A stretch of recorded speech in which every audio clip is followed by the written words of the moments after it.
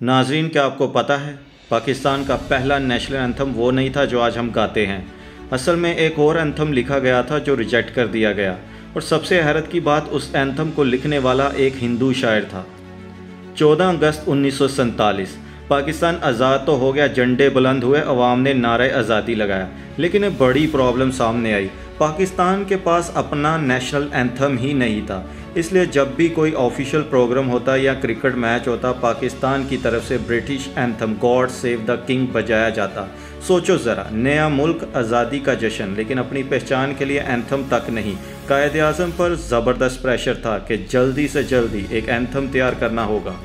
आज़ादी के सिर्फ 5 दिन बाद 19 अगस्त 1947 को कायदे आज़म ने मशहूर उर्दू पोइट और सबसे इंटरेस्टिंग बात, एक हिंदू शायर जगन्नाथ आज़ाद को बुलाया, जिन्होंने उनसे कहा, आज़ाद साहेब, हम चाहते हैं कि आप पाकिस्तान का कौमी तराना लिखें ताकि हमारे मुल्क के पास अपनी पहचान हो।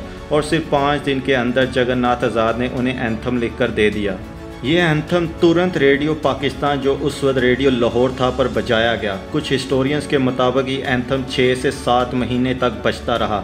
इस एंथम की खूबसूरती ये थी कि इसमें पाकिस्तान की धरती, आज़ादी और कौमियत की बात थी। इस एंथम में मज़हब का जिक्र बहुत कम था, मतलब ये पूरे मुल्क के लिए था, ना कि सिर्फ एक ग्रुप के लिए।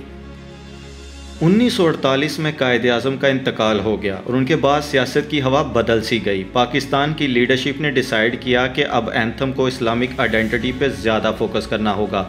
1949 में एक नेशनल एंथम कमेटी बनाई गई जो नए एंथम के लिए कंपटीशन अरेंज करती रही।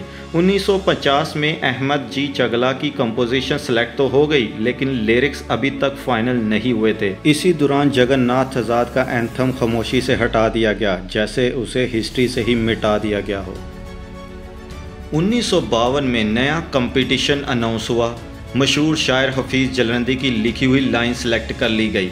1954 में ऑफिशियली अप्रूव हुआ और पहली बार करोड़ों पाकिस्तानियों ने रेडियो और टीवी पर इसे सुना, पाक सरजमीन शादबाद। और ये वही एंथम है जो आज हम सब गाते हैं। लेकिन राज यहीं से शुरू होता है। जगन्नाथ आज़ाद के एंथम्स की लाइंस का रिकॉर्ड हमें कहीं नहीं मिलता। कुछ हिस्टोरियंस कहते हैं कि इसे जानबूझकर हिस्ट्री से हटा दिया गया।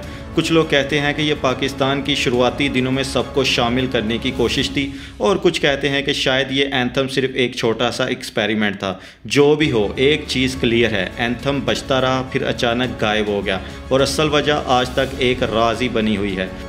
तो दोस्तों, ये थी वो कहानी जो आपको आम किताबों में कभी नहीं मिलती। पाकिस्तान का पहला एंथम एक हिंदू शायर ने लिखा, बजाया भी गया और फिर हमेशा के लिए खामोश कर दिया गया। राज अभी तक बाकी है और शायद हमेशा रहे। इसीलिए सब्सक्राइब कीजिए और जुड़े रहिए हमारे साथ, ताकि आपको मिले हिस्ट्री और हकीकत से भरी और भी हैरत अंगेज़ कहानियाँ।